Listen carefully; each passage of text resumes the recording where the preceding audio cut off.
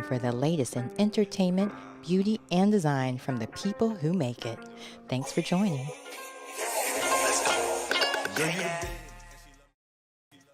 Hello, hello, hello. Welcome everyone to another edition of the E-Spot with Camille.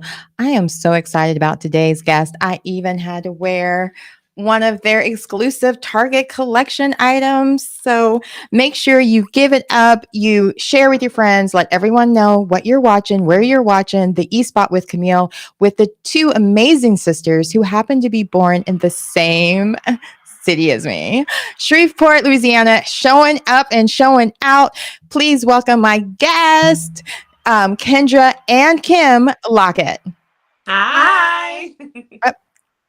There we go. Hi, ladies. Welcome, welcome, welcome to the E-Spot with Camille. I've had Keyondra on before. We talked when I first started as a mere baby. No, I'm kidding. But I'm so excited to have your sister here with you as well today. So I want to talk to you first, Kim. Share a little bit how you got involved in the style industry, because you started off as a stylist and then somehow you and your sister decided to join forces and create all this Black girl magic. So please share. Yeah, so I've always been into fashion. So that's always been something that I've really enjoyed doing.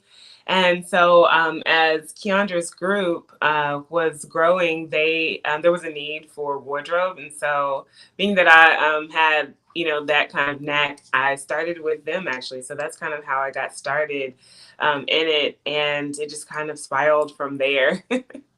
Now, did you have any interest in design or creativity at all before your sister started? Like, was there anything that kind of showed hints that this was something you would be good at, or at least on Keondra's side to take that risk with her group, being like, "Hey, by the way, my little sister or older sister, actually, I don't know which one's older."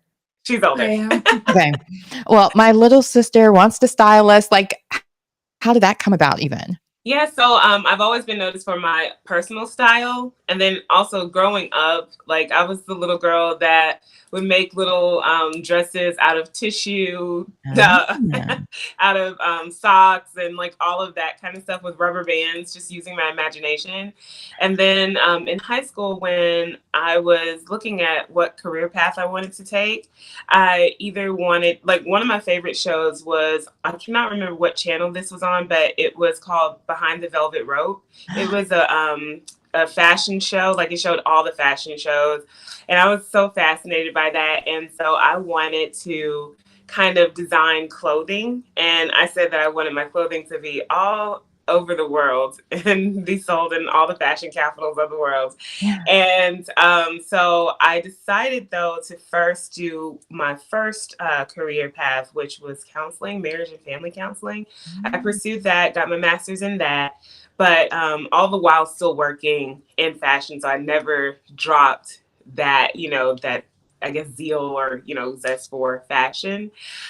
So yeah, so it's kind of been like I guess, a slow progression towards something like this, but it's always been something that I've wanted to do. Now, Keyondra, you're successful in gospel music. Your band, not band, your group was pretty successful as well. How did you start that conversation with your friends? Like, hey, by the way, let's let my little sister be our stylist. Actually, it just like kind of trickled into that. She was styling me because we all had our individual style, and we needed to have something that was more cohesive as it relates to our look.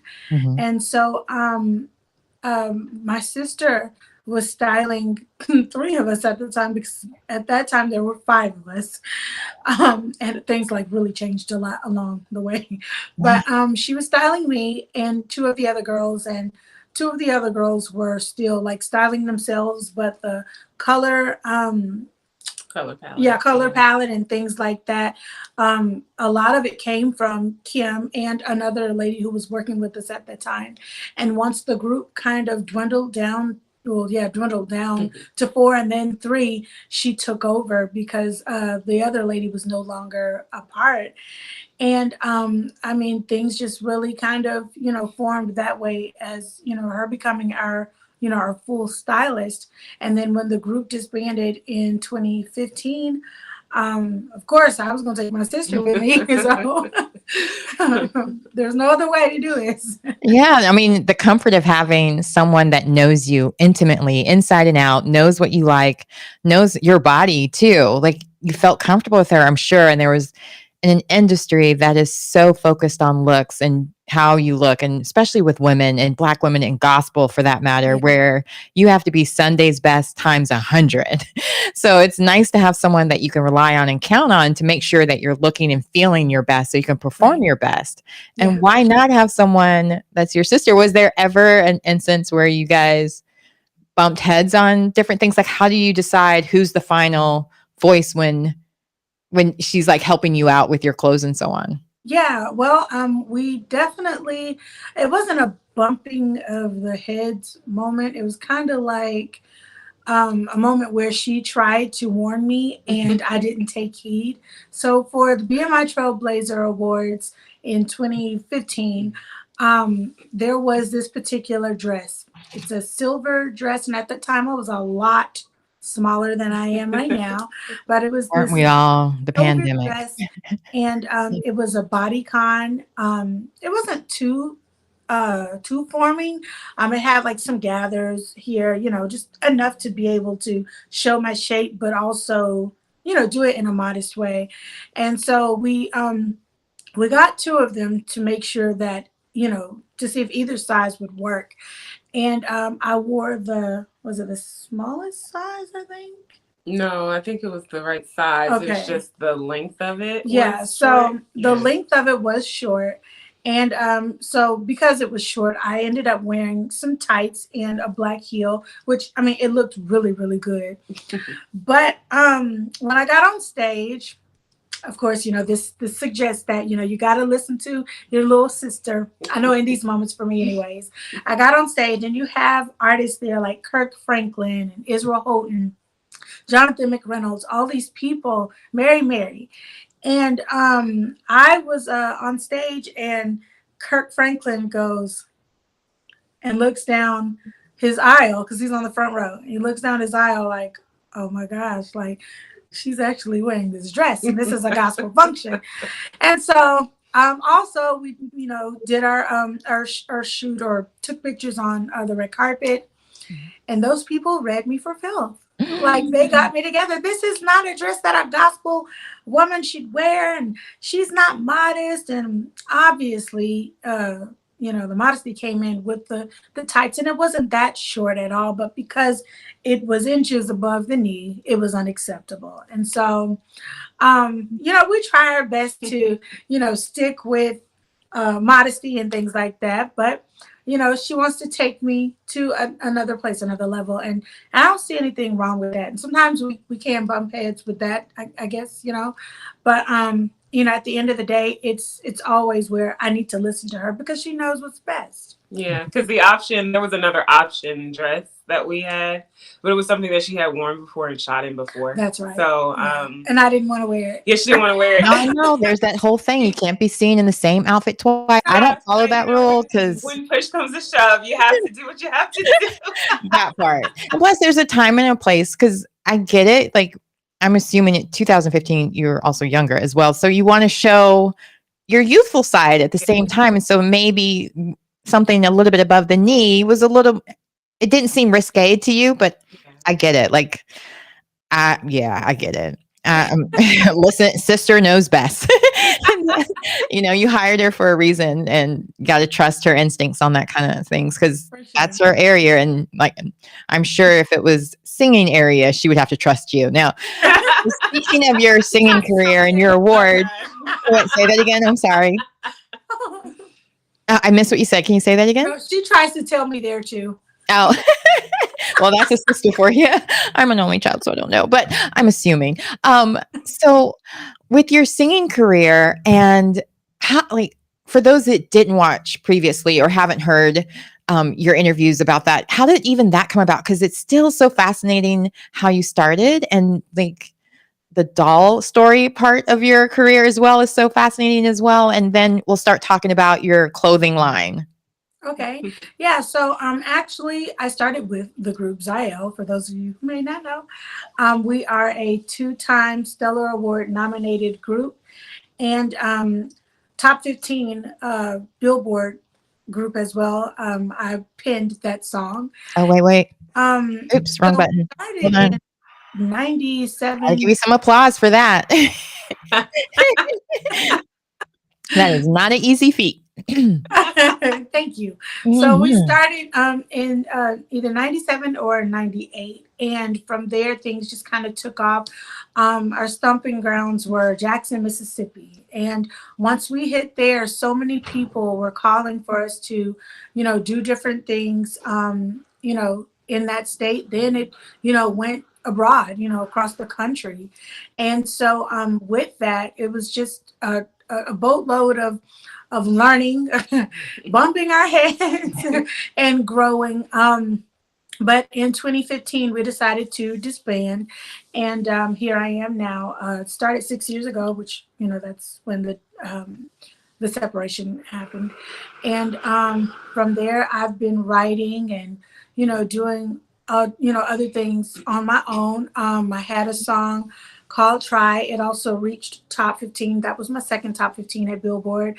That video, Wait. Another applause because you did that solo. Okay. Go right, ahead, have your Dinah Ross moment. that music video was it was aired on BET Gospel and also premiered on BET Her. And so I have 3 music videos now. I also now have a number 1 Billboard chart topping song. Like, Those applause. all the things. Get it. But, yeah, I got but new yeah, toys. Sorry, got to play with it. of course, the excitement and the journey does not come, without stumbling blocks and having to be redirected and things like that. And I think that those things are what actually made me, not the Billboard charts and not the awards and things like that. It's the learning of and being in the valleys, if you will, that taught me Yeah. so much more, and that has built me and made me who I am, and my dependence on the Lord. And so also, of course, now this whole situation with my sister and we started in 2009 with our clothing line. So I was doing music and the clothing line at the same time, but that particular line, which started off with eyewear, it was called the Red Glasses Sisters. We started off with eyewear and other accessories, and then a couple of years later, we tried to add a clothing element, and it just didn't work out. And so we decided to put that on hold for the sake of the ministry. At that time, my group dwindled down to 3 members, and we started getting calls and started traveling again. And when the group disbanded, that's when we were able to pop in 2017 and rebrand and restructure some things and rename our business, which is Jolie Noire. And it was something that was not limiting at all. The first one was very limiting, and we also had, and still have, a great support system from guys, and so they weren't able to really support us in the beginning with the other endeavor, and now they can. So. Now, share a little bit about what made you decide to even fill that void. Because a lot of times with entrepreneurs, they're fixing a problem. So when you started with the eyewear company, because now I'm noticing how beautiful your glasses are, and now it all makes sense because I saw in the accessories sunglasses, but it didn't even dawn on me how you can just pop those out and make them eyeglasses. Because a certain person over here wears contact lenses, but I love me some glasses. So tell me how you came about with deciding to start with glasses and move on to the fashion as well. Yeah, so Keyondra, she actually had the idea to start with glasses. I honestly don't remember what made her. I think that there was a sister duo called Coco and Breezy. Okay, yeah, so they had an eyewear line, and she was inspired by them. She was like, I think we can do that. And so we tried our hand at it. we tried our hand at that, and then our mom made handmade accessories like shoulder pads at that time, like epaulets and things like that for the shoulders were very popular. And so we were doing things like that, and then but all the while still wanting clothing, because I never wanted to do eyewear. Always wanted to see how we could build out to clothing. And so we did not, I would say we did not fill a void, because we did not find our niche there. Like that, we did not find a place that we could nestle in that was not already being served, if you will. I mean, it's a conglomerate. Like there's one company that basically owns everything. Right. It's a hard one to crack into when they own the lens crafters. I'm not trying to do, but they own everything. So yeah. Prescription eyewear. So it's like, it really did not fit well. It just all around, it didn't work well for us. But when we dissolved that business, we were here in Atlanta, and still having, like I said, that fervor for having a business that was apparel based. We decided to advocate for Black women, because in school, when I was getting my master's degree, I learned of a lot of different statistics that seem to place Black women as an afterthought, and just of the Black family structure in general, that really kind of made me feel like the Black woman provided a lot of, we're necessity, but we're not treated like a necessity. Right. And then all the while, Keyondra was with her ministry advocating for women. And so that's how we kind of rested on, okay, look, we need to have a community for Black women that, we promote us, we support us, something that we can find as a safe net or safe haven, if you will. Yeah. And so we, decided to launch with our typography tee, or sweatshirt, I'm sorry, that is just a simple logo sweatshirt with a rectangle around it. Very classic and chic and cute. But while we were in that, we were kind of regrouping, just trying to figure out how to market Jolie Noire and, get out there to the masses. And we stumbled across a store that was, that launched like 10 different styles of t-shirts with different women on them. Very, very cute, very highly illustrated, very, very pretty. And there was only one with a Black woman on it. And they also just went up to an extra large. And so we were like, so I got one of the t-shirts, but Keyondra didn't, because they sold out. Like the Black one sold out. And this particular store, they are really like Black people shop there often. So it just was kind of baffling to me that they weren't fully servicing their entire demographic. Right. And so they didn't maybe identify us as their demographic. Yeah. There's nobody working there that would speak up for us. Like, hey, by the way. And it's so common that we're used to the fact that we are overlooked. Like, up until recently, you couldn't really get a doll that looked like you. Exactly. Or makeup or hair products. Like you had to make do, or grandma would paint it. Like my grandmother even painted Mozart. One of the ivories of him, just so we would all have like representation in her home. Even Jesus was brown. Like she painted everybody. So, but they didn't know that people were buying it and painting it to fit their family. So why would they? And nobody would speak up, or there wasn't a lot of opportunity then to really create that. And so now that you guys are filling that void, fixing that problem, because that's what made me buy this shirt. I was like, yes, girl, yes. Because when everybody was wearing Marilyn Monroe, I'm like, I want Dorothy Dandridge. Like, I have a huge painting of her above my bed. I have Diana Ross. Like, they're icons to me. That beautiful women, right? Like. But go on, sorry. I'm just agreeing with that. Like that's actually very insightful, because that is the truth. We didn't always have a voice to be able to speak up. And so there were a lot of instances where we would do exactly what Keyondra and I did, which was created ourselves. We actually looked to other Black businesses before doing this, to see if that was something that other Black businesses did, because we would have easily patronized them to get what we wanted, but nobody else was doing it at the time. And so we decided to, launch our what we call Noire by Jolie Noire, which is our graphic tees. And we didn't think that we were solving a problem, or even really filling a void. When I thought of solving a problem, I was like curing cancer or world hunger, the big things, or, creating a mop, inventing a mop, things like that. But representation matters, Yeah, but representation absolutely matters. All the while understanding and knowing exactly that representation matters. But, it seems, because you look at clothing and it's like, well, clothing seems so trivial in the grand scheme of, things, right? Like, it seems vain, but it's also something that it does prove that, one, representation matters, that you matter. It boosts your self-esteem, it boosts your mood, it allows you to represent yourself or to show that pride in who you are and who God created you to be. So it is equally important as a mop. It may not do the same function, Right.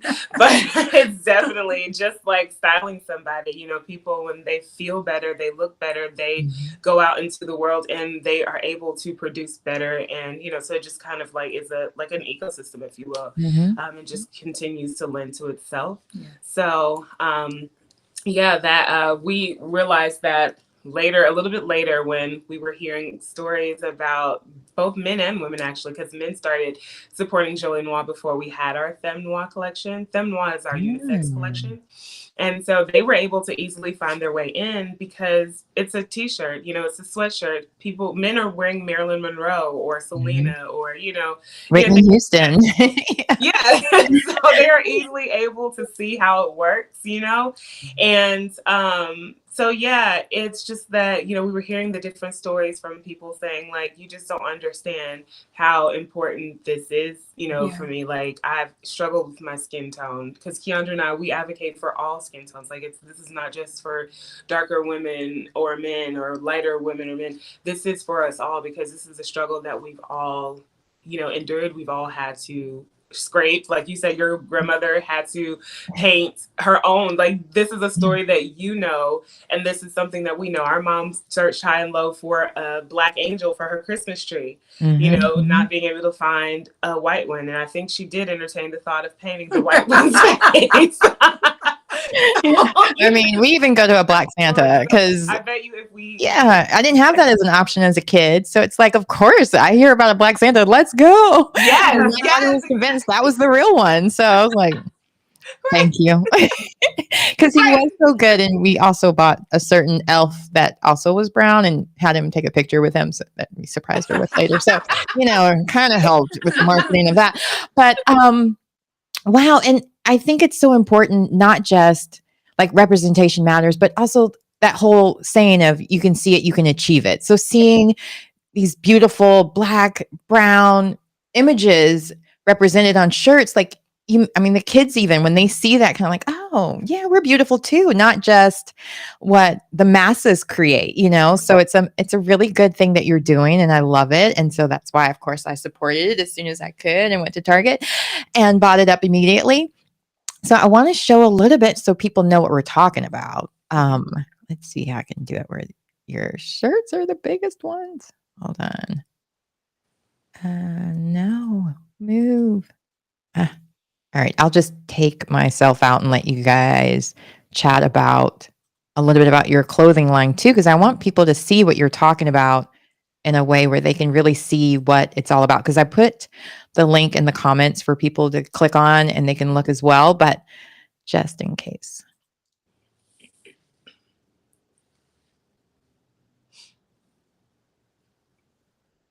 Bad idea, because you can't hear me, because I was like, oh, go ahead and speak. But so just go to the website. It's really easy to find. It's just Jolie Noire. Wait, you say it so much prettier. I didn't take French. So say it again for me. Jolie Noire. Jolie Noire.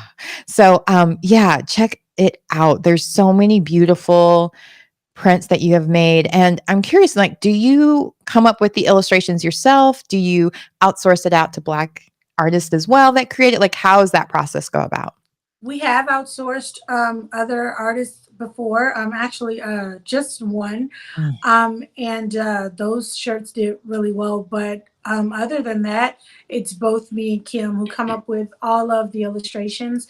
We do have someone who actually does the illustration for us, but we come up with them all. We, think of and come up with like the lip structure, the details of the nose, the eyes, things like that. Those things are very important to us because we want for people to see beautiful illustrations of Black people, because in the past we've noticed that people have not really gotten us down, the way that we actually look. They want to put us with, bigger noses, which we do have full noses and full lips, and we represent those very well. But please, create us and draw us the way that we've been made by God. Skewed sometimes. Yeah, cute, yeah. But we make sure that we get with the best illustrators who can make sure that all of those details are beautifully seen. And then of course the floral prints, all of these things, these are our ideas. We come up with the actual flower that we want, the actual foliage that we want, the actual birds, because in this one, do we have hummingbirds? Yeah, we chose the actual birds, I think, for the florals on our website, because anything that you purchased in Target from our collection, those are just variations of what the originals are on our website. I see, my girl.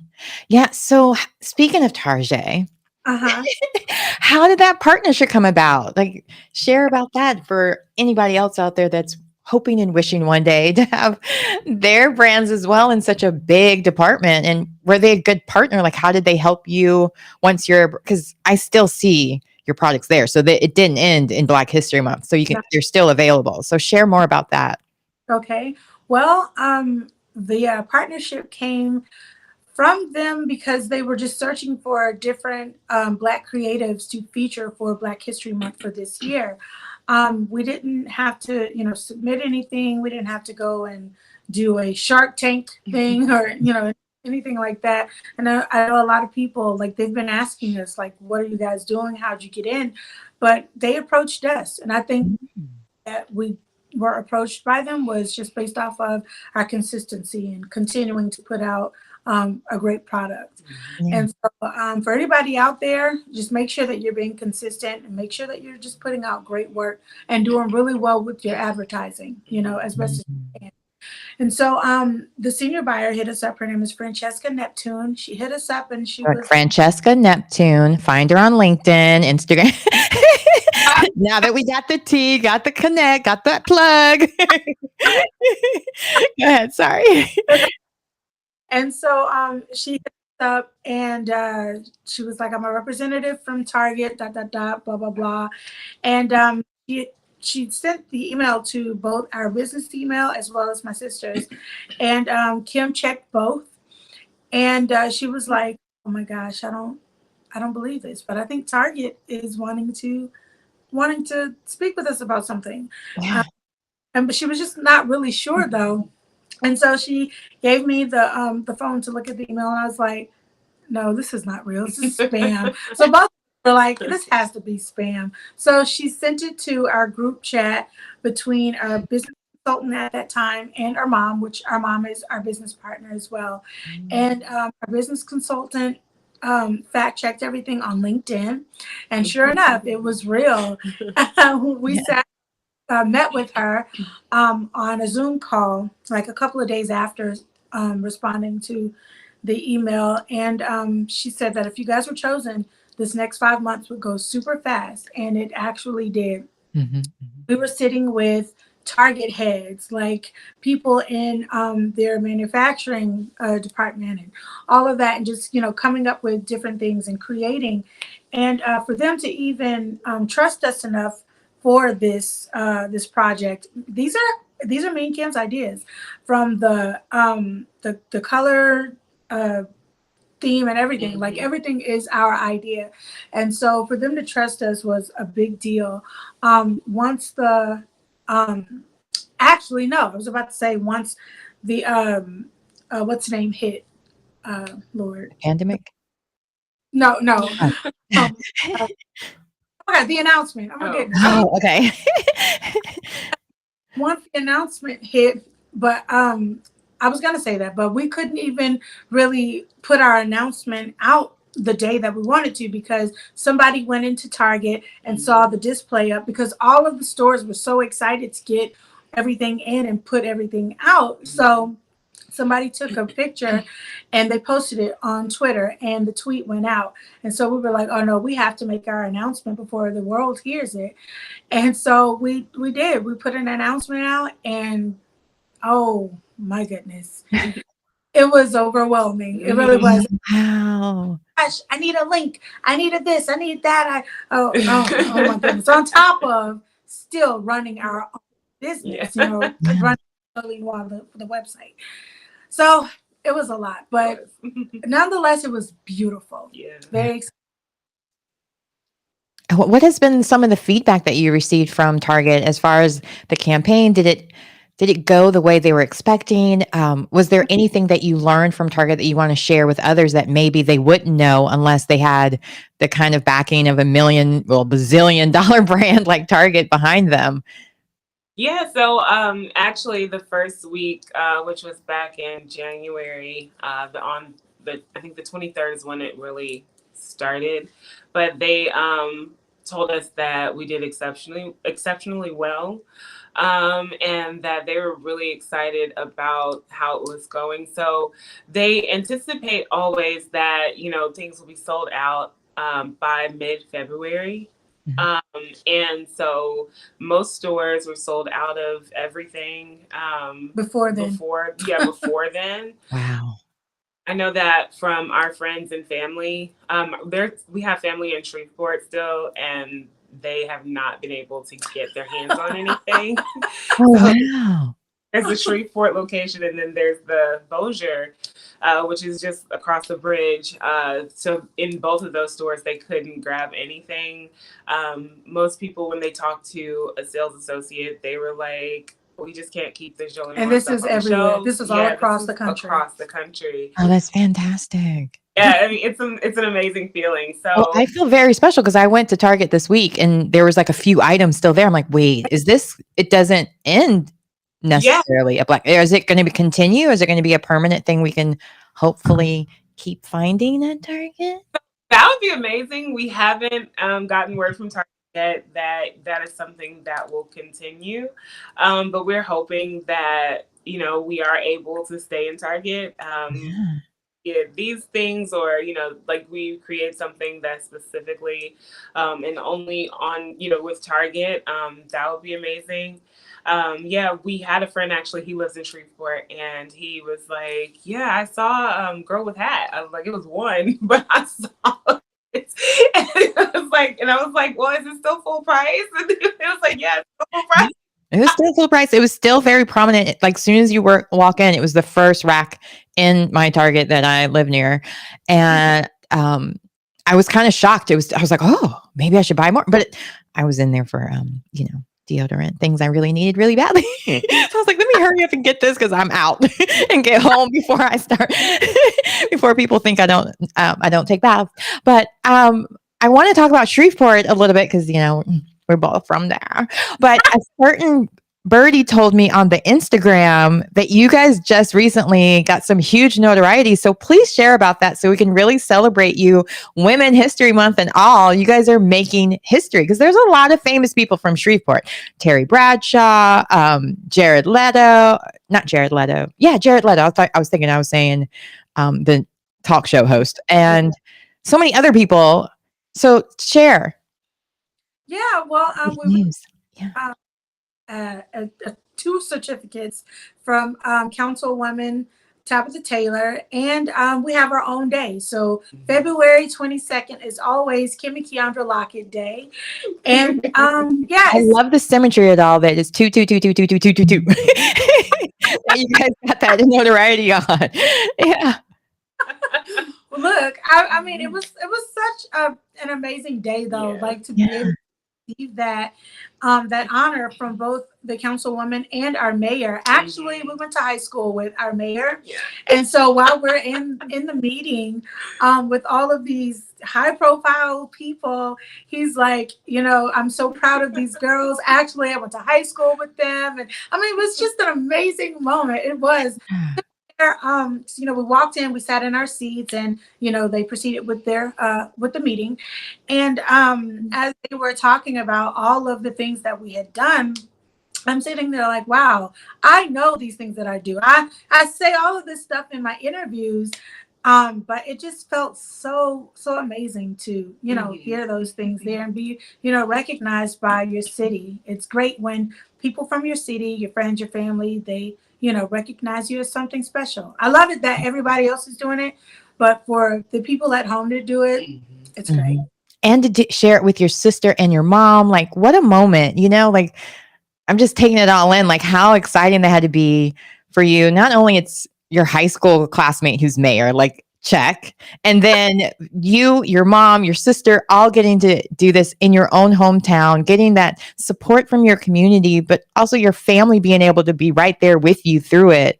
Like, it just seems like with all that's happened in the past, with the pandemic, with the ups and downs that you all have gone through with your businesses, to get that moment of notoriety in a way that's, I mean, I'm sure the billboards, all that stuff, like you were saying, that doesn't really matter. It's the downfalls, but to just for them to shine that light on you and to say that this is your day, that's something like your grandkids, your great grandkids, they can be like, yeah, we that Lockett's.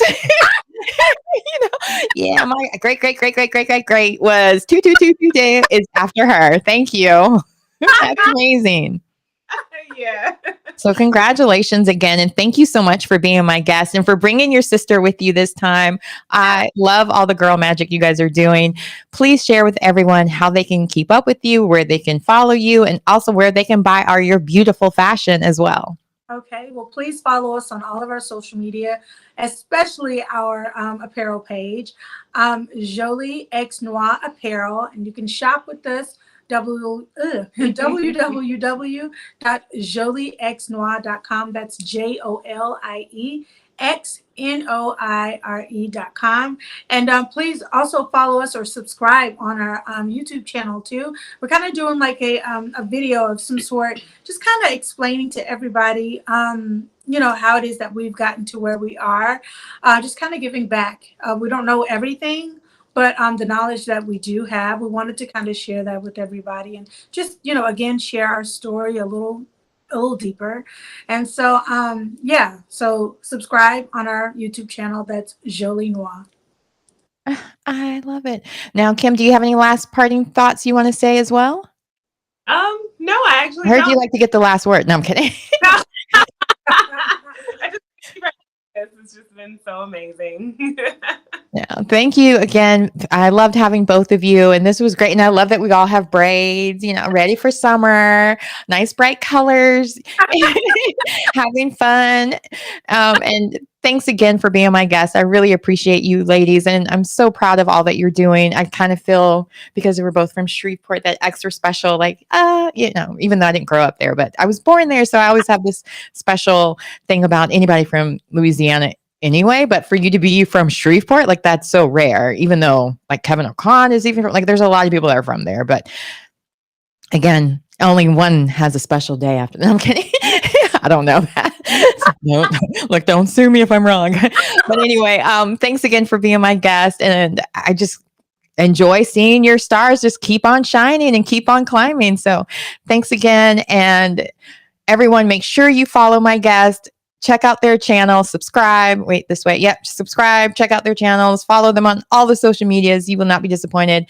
And as you already saw, I'm already shopping while we were talking because there's more things that you can even get that Target doesn't cover because it's just a very limited edition of what they do have. And there's so much more, so much beautiful fashions that you can find on their website. So thanks again for joining me. And thanks for tuning in to the eSpot with Camille.